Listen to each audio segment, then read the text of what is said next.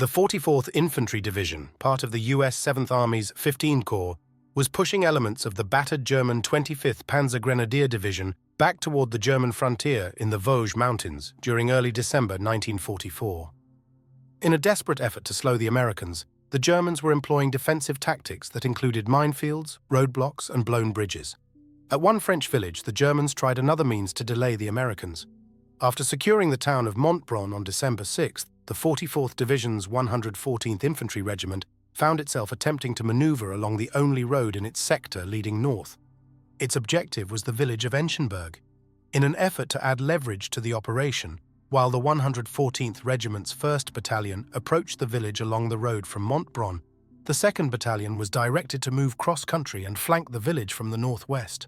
The 114th Infantry Regiment was a New Jersey National Guard unit, with its roots extending from the American Revolution through the Civil War, Spanish-American War, and World War I. The unit had been activated on September 16, 1940, under Colonel H. Norman Schwarzkopf Sr., the father of General H. Norman Schwarzkopf Jr., commander of Desert Storm Forces during the Gulf War of 1991. On September 15th, the regiment disembarked at Cherbourg, France. On October 18th, it was involved in its first combat operation, and in mid-November, as part of the U.S. 7th Army, it helped capture the Saverne Gap in the Vosges Mountains. A village of 80 or 90 buildings, Enchenberg was situated on a high ridge in a gap between two hills, just west of the town of Lemberg. Forests screened the village to the northwest and southwest. On December 7th, just 90 minutes before the assault was to begin, Major Edward M. Minion, who had taken command of the 1st Battalion only 2 days before, called his company commanders together to explain the orders he had received from regiment. The 1st Battalion was to proceed into the town until it contacted the 2nd Battalion approaching from the north. The strength of the German forces in the area was not known, and no reconnaissance had been made. Company B, commanded by Captain T. Owens, was to make a reconnaissance in force to feel out defenses along the southern edge of the village. Company C, under Captain Melvin G. Biggs, and Company A, led by Captain Harold B. Williams, were to follow at 100-yard intervals to the rear of Company B. Company D. The Heavy Weapons Company under Captain Eugene Bryant was to be the last in column. At 7:30 a.m., the companies pushed off from Montbron. Company B moved along the dirt road in 2 columns, 15 yards between men, the 3rd Platoon on the right, 2nd Platoon on the left, and the 1st Platoon on point. The point squad of the 1st Platoon, under Sergeant Frank McMichael, was sent 200 yards ahead of the platoon. At about 8:30, when the squad was roughly 300 yards from the southern edge of the town, mortar shells began to fall 50 yards ahead. In spite of the fire, Company B continued its advance until it was 100 yards short of the first house, where machine gun and sniper fire, coming from their immediate front, forced the men into ditches along the road. Word was passed back, requesting supporting fire from Company D's mortars. After 281mm rounds had been dropped in the area, the machine gun fire ceased. When German mortar fire began to fall near Company B at 8:40, Major Minion ordered the mortars to provide smoke. Under the cover of this smoke, the 1st Platoon proceeded to the first 2 houses on the east side of the road into the town, and the first house on the west side of the road. A terrific explosion was also heard at about this time.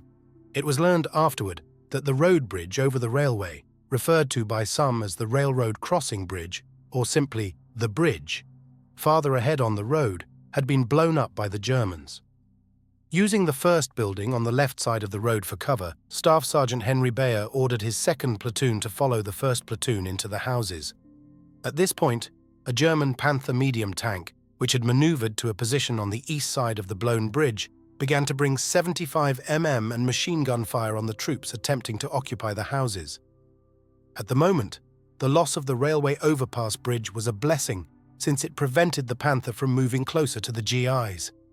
Lieutenant Bruce A. Tankle, commander of the regiment's Company C, accompanied by 2nd Lieutenant Dan Uraby and his radio operator, PFC James Swinney, approached Company B's position. Tankle and the others managed to dodge the fire from the Panther and then crawled to the safety of the houses at the edge of the village. Tankle went to the attic of the 2nd house from the south, on the east side of the road, and established an observation post.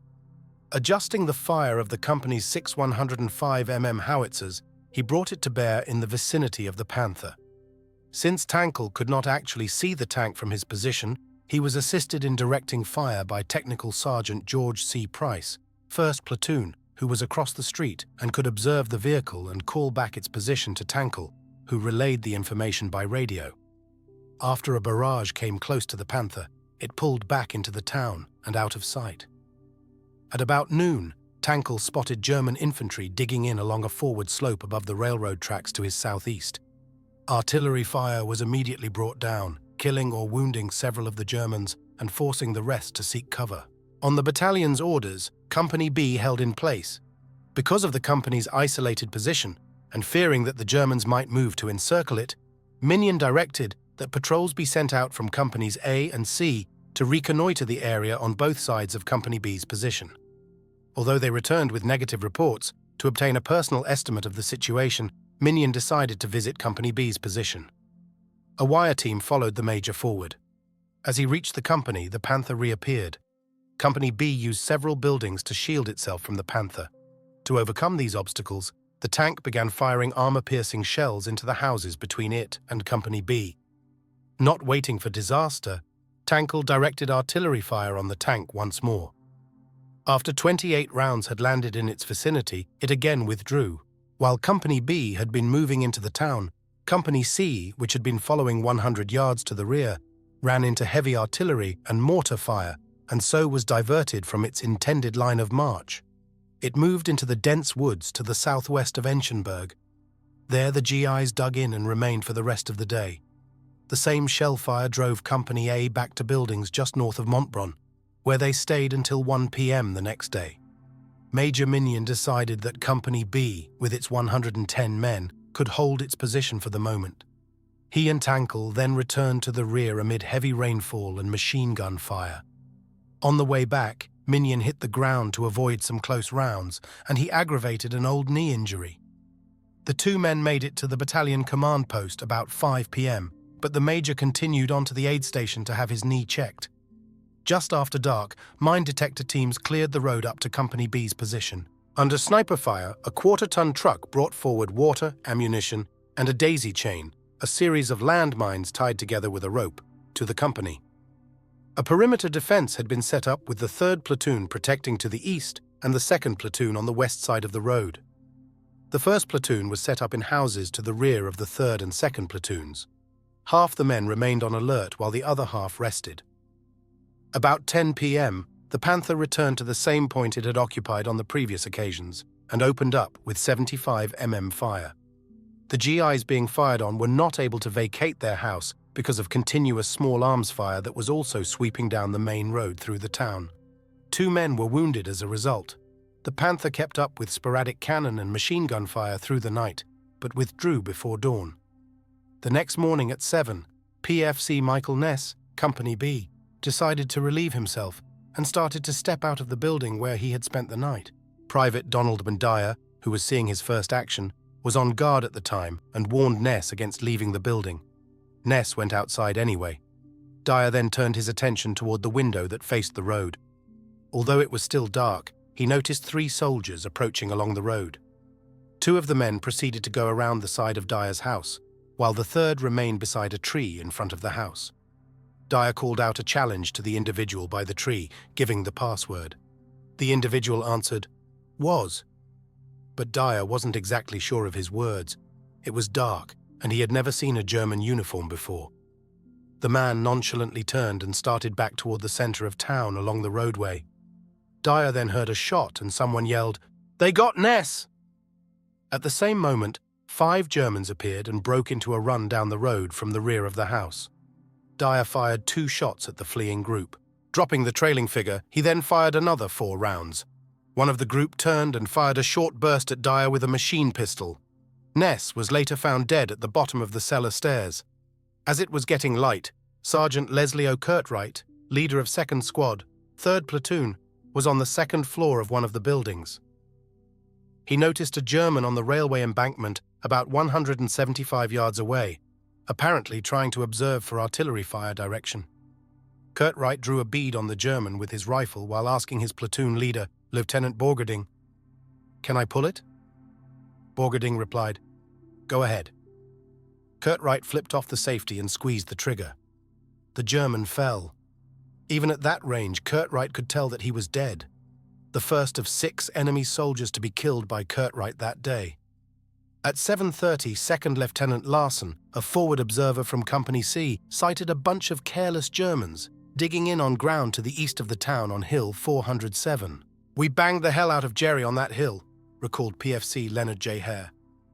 Word was also received that the 2nd Battalion, approaching from the northwest, had run into heavy mortar fire as it attempted to close the circle around Enchenberg. At 8:15, Sergeant Harry D. Loeb sighted the ever-present Panther moving into its usual firing position across the railroad bridge gap.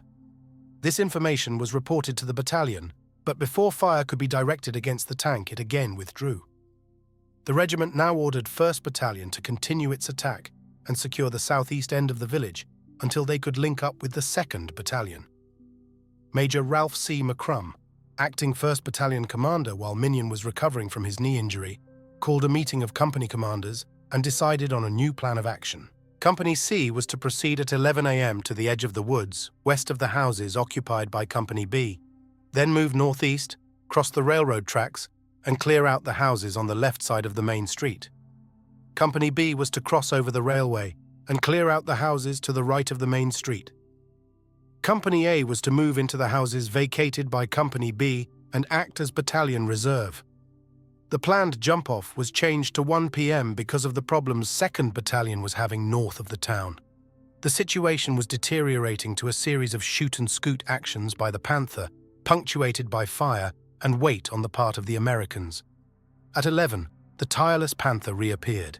Loeb spotted it from an upstairs window. As he started downstairs to report this information to the command post across the street, the Panther let loose an armor-piercing round at Loeb's building, followed quickly by 2 high-explosive shells. One blast tore Loeb's right leg off at the hip, as shell fragments also wounded Private Mortimer Cohen. After firing the 3 rounds, the tank again withdrew. Lieutenant Elwyn D. Sterling and Sergeant George C. Price, who were in the command post across the street, dashed through small arms fire to the aid of Loeb and Cohen. A jeep ambulance was called, and the 2 men were evacuated. 15 minutes later, Loeb died from his wounds. Sergeant Curtright now spotted a German soldier who seemed to be watching the activity around the jeep ambulance and took aim at a distance of about 100 yards from his attic position. A moment later, another German fell dead. Captain Owens of Company B returned and set about orienting his platoon leaders on the impending attack. After a heavy concentration of American artillery fire was laid on the far side of the railroad tracks, the companies jumped off as planned at 1 p.m. The GIs of Company B raced across the railway 1 man at a time.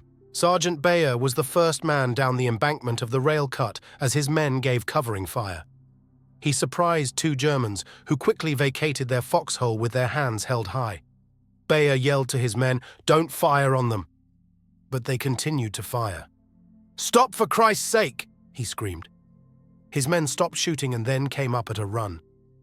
As the 2nd and 3rd platoons of Company B continued to race across the railway cut, Sergeant Henry E. Welsh, assistant squad leader of 2nd Squad, 1st Platoon, saw 2 Germans attempting to set up a mortar about 400 yards southeast of the blown bridge.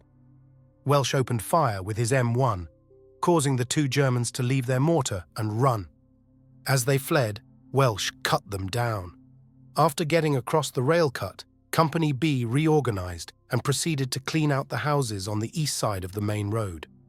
The infantrymen took small arms fire from buildings further up the road. Before Company C jumped off from its position in the woods west of the village, Captain Biggs sent a patrol of 4 men to reconnoiter. The patrol returned at noon and reported that no Germans had been contacted up to the embankment of the railroad cut. At 12:50, the company started forward through the trees toward the line of departure near the southwest edge of the town. The 1st Platoon was on the right, 2nd Platoon on the left, and 3rd Platoon following 150 yards to the rear of the 2nd. The dense woods limited visibility to just 15 feet, which caused the 3rd Platoon to lose contact with the leading platoons. At 1 p.m., a German mortar barrage began to fall on the 3rd Platoon. In the confusion, some men headed to the rear rather than in the direction of the village. Others remained in the area under fire to aid the wounded, The leading platoons continued their advance parallel to the houses on the west side of the main road to just west of the rail cut, where they soon began to receive small arms and mortar fire. The first platoon leader, 2nd Lieutenant Thomas L. Buchmann, led his men in groups of 4 or 5 to the houses along the west side of the road in an effort to find protection from the mortars. The second platoon, which was advancing to the west of the first, was slowed by this fire. As they found little cover on the ground they were crossing, men moved by rushes through the open fields and an orchard. Technical Sergeant Harold Smith, along with Staff Sergeant Nicholas Oler from 3rd Platoon and part of his squad, managed to run and crawl to the first house on the west side of the road. The 2nd platoon was still pinned down in the orchard when Captain Biggs sent his runner to an M36 tank destroyer, which had come up and parked along the road with instructions to fire at the steeple of the town church. Captain Biggs had a hunch that a German observer was using the steeple as an observation post. The tank destroyer fired 3 90mm rounds at the steeple, approximately 1,000 yards to its front. After the third hit, the German mortar fire ceased.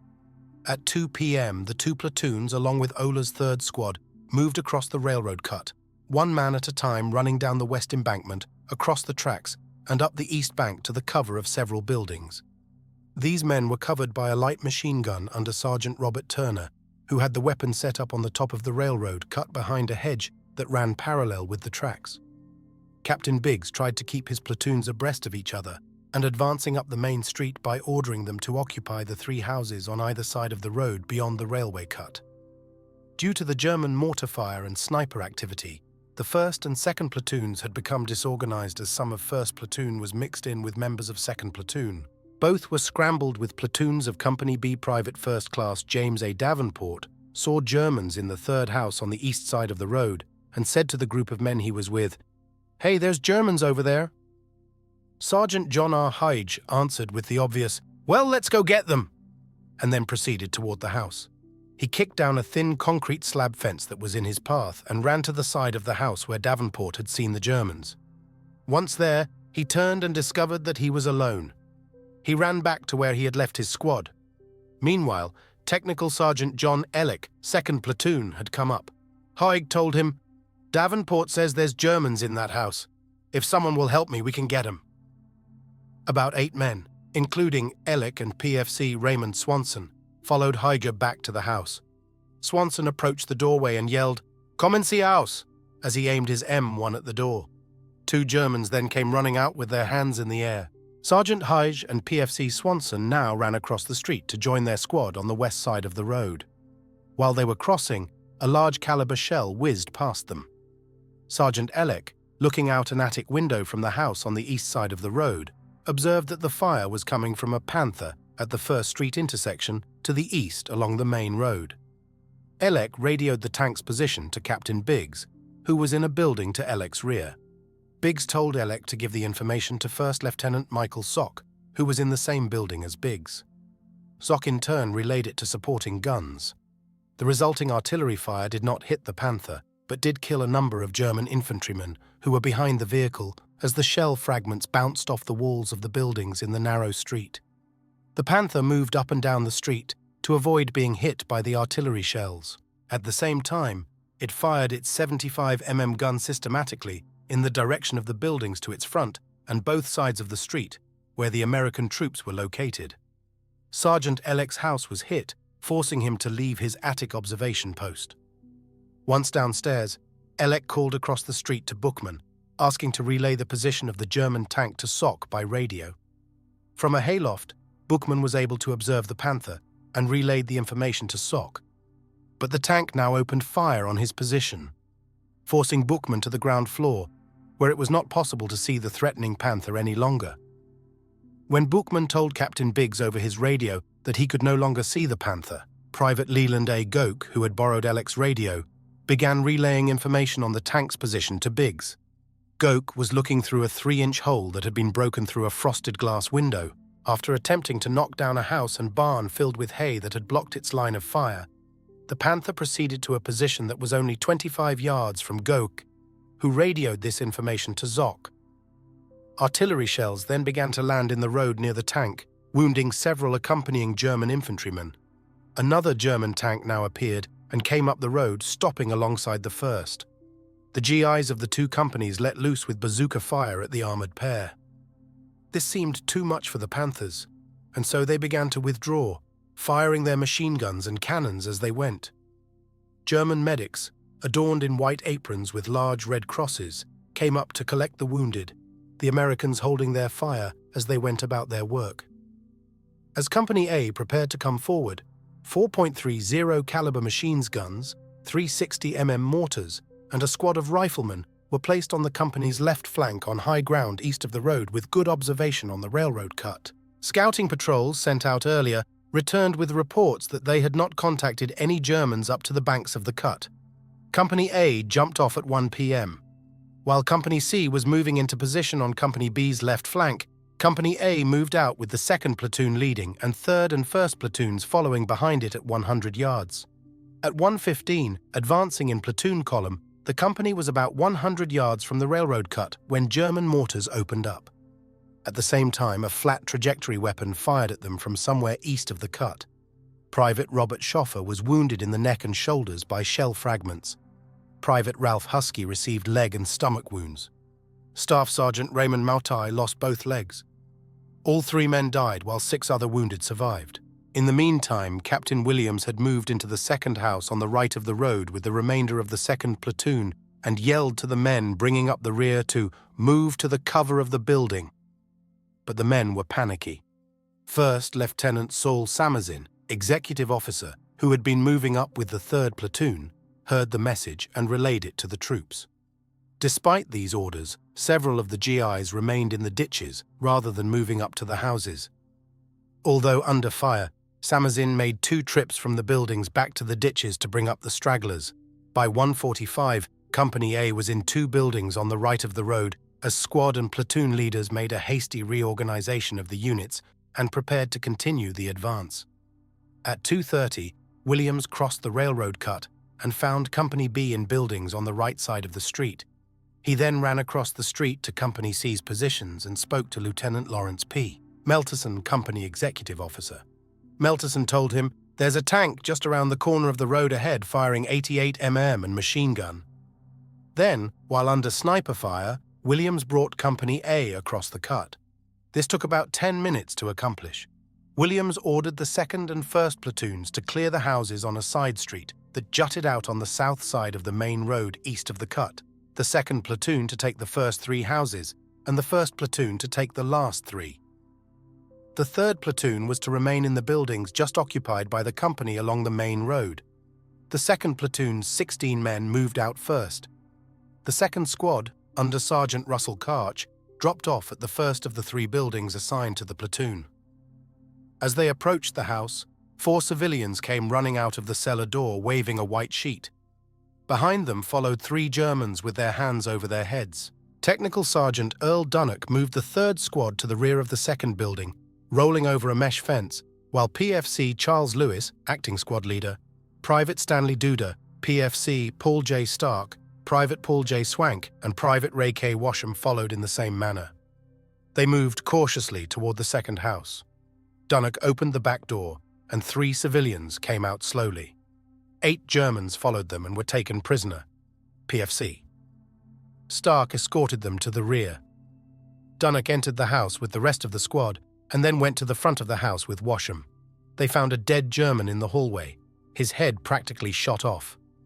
Lying on the front step was a young German with a leg wound, but he seemed to be paying no attention to the events around him because of the intense pain he was suffering. Ignoring him, Dunnock looked out the open door and saw 4 or 5 Germans dug into his right. Another German was walking toward the 3rd house that the platoon was assigned to take. These men were about 200 yards away. Dunnock took careful aim, and so as not to expose himself more than he had to, fired left-handed, squeezing off 3 rounds from his M1. The Germans took cover. Dunnock then left Stark and Washam, who continued to fire at these Germans from the doorway and front window, as he called to Lewis, who had just started upstairs. Lewis and Dunnock went out the back door. Dunnock intended to outflank the Germans while Stark and Washam engaged them from the front of the house. However, the backyard was framed in by a wire fence, part of the same one Dunnock had gone over as they approached the house. To get to the other side of the house, they needed a few moments to cut a hole in the fence. As Lewis was cutting an opening in the wire mesh, Dunnock saw a German peeking through a nearby barn door, which the German closed abruptly a moment after Dunnock spotted him. With a way cleared through the fence, Lewis covered Dunnock as he ran to the corner of the house. As Dunnock peered around the corner, he found himself face to face with one of the Germans he had taken the left-handed shots at earlier. The German reacted by tossing a grenade at Dunnock, but Dunnock ducked back around the corner of the building and the grenade went off harmlessly. He moved again to the corner of the house and saw the German running around to the front. The German turned the corner at the front of the house and dropped his rifle as he came face to face with Washam. Lewis and Dunnock now headed for the barn where Dunnock had seen the German only moments earlier. A grenade was tossed down at them from an upstairs window of the house they had just left. Lewis picked it up and threw it away. It was a dud. Dunnock then fired a rifle grenade through the open barn door. After it exploded and apparently neutralized any threat from that direction, he tossed a hand grenade into the upstairs window of the house, but his grenade turned out to be a dud also. Stark, who had moved out of the house, then fired a rifle grenade through the window. This one went off. Captain Williams had come up by now, accompanied by a few men from the 2nd platoon. As they did, a potato masher hand grenade was tossed out of the upstairs window, causing them to scatter. It went off harmlessly. Williams then sent Staff Sergeant William Ravenscraft, 2nd platoon squad leader, to get some men from the 1st platoon so that fire could be directed on all sides of the building. Under cover of this fire, Dunnock tossed his last grenade into the building. After it exploded, the cellar door opened. The GIs held their fire while 3 civilians ran out and 9 German enlisted men and 2 officers followed them. While the 2nd platoon had been engaged, the 19 men of the 1st platoon had also been busy. Under Staff Sergeant Robert Norton, they had moved behind the last 3 buildings on the right side of the road. The platoon split into 2 squads. One squad covered the outside of the buildings, while the other searched inside. The 1st squad found nothing in the 1st building. The 2nd squad, under Norton, found some civilians along with 4 Germans sitting around a fire in the cellar of the 2nd building. Approaching the last building on the block, PFC Phil Yarosites, leading 4 men of the 1st squad, saw a German anti-tank gun set up around the corner of the building with its barrel pointing due west toward the blown bridge. This may have been the flat trajectory weapon that had fired on Company A as they approached the rail cut earlier. By 4 p.m., Company B had taken all the houses on the south side of the main street up to the first side street. Radio communications had been established with Captain Biggs, who was abreast of Company B on the north side of the street. Captain Williams had worked Company A past the railroad tracks and occupied the group of houses on the side street to Company B's right. Biggs received orders from Battalion to consolidate his position and set up defences for the night. At dusk, an all-around defence was established. Nearly 2 hours since its last appearance, the Panther now returned. Supported by 5 or 6 infantrymen, it made its way from the centre of the village. In its progress, it systematically fired at houses on both sides of the street with its machine guns and cannons. Upon reaching the intersection, where the side street split off to the south, it was confronted by a building that blocked its direct line of fire on the buildings where Company B had taken shelter.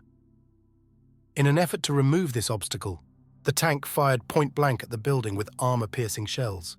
Fortunately for the men of Company B, the building included a barn on the side facing the tank. Hay stored in the barn acted to cushion the cannon fire.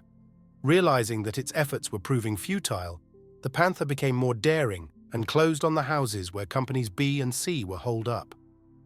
The Panther got within 25 yards of Company B's position when PFC Reynold A. Blueboar fired a bazooka from a 2nd-story window in one of the buildings on the south side of the street.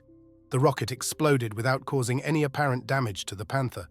Sergeant Huck of Company C fired a bazooka round at a distance of 25 yards and at an angle of 85 degrees off the front of the Panther, striking the tank's bogie wheels and causing one of these small wheels to fly into the air. At the same time, PFC Ormond Belts opened up with a Browning automatic rifle, while other GIs fired small arms at the accompanying German infantry. Sergeant Ellick cautiously peered out the window of the building where members of Company C had taken up a position, and he spotted 3 Germans coming up his side of the street and hugging the buildings for protection. As he reached back to one of the other men who were with him, he whispered, Give me a grenade." Someone plopped a grenade into Alec's outstretched palm. He pulled the pin and threw it in the direction of the 3 Germans. He repeated, "Give me another." Another grenade was dropped into Alec's hand.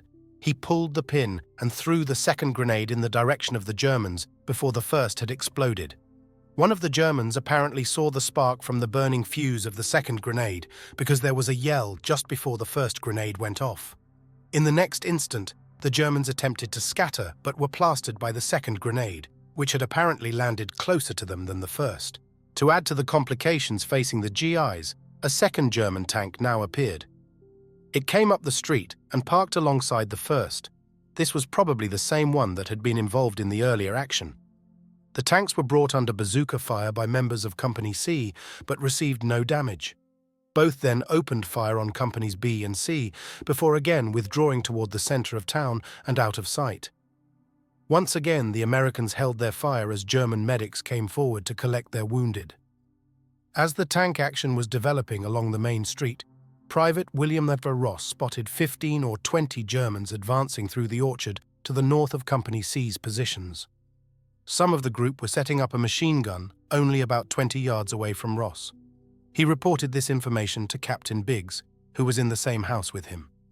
The captain moved to one of the rear windows to observe for himself. He heard someone twice say, "Hands up!"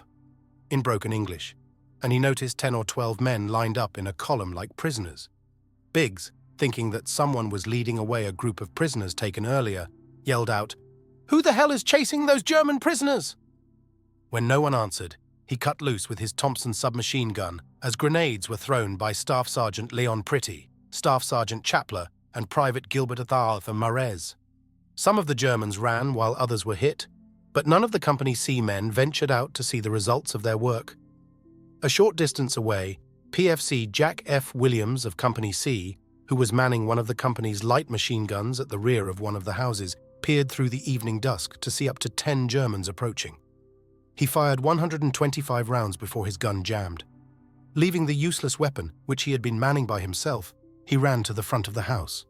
There he found other members of Company C. Williams yelled to them, "Come and help me, somebody! I can't hold 'em much longer!" 5 men followed him through the narrow hallway to the rear of the house and opened fire just in time.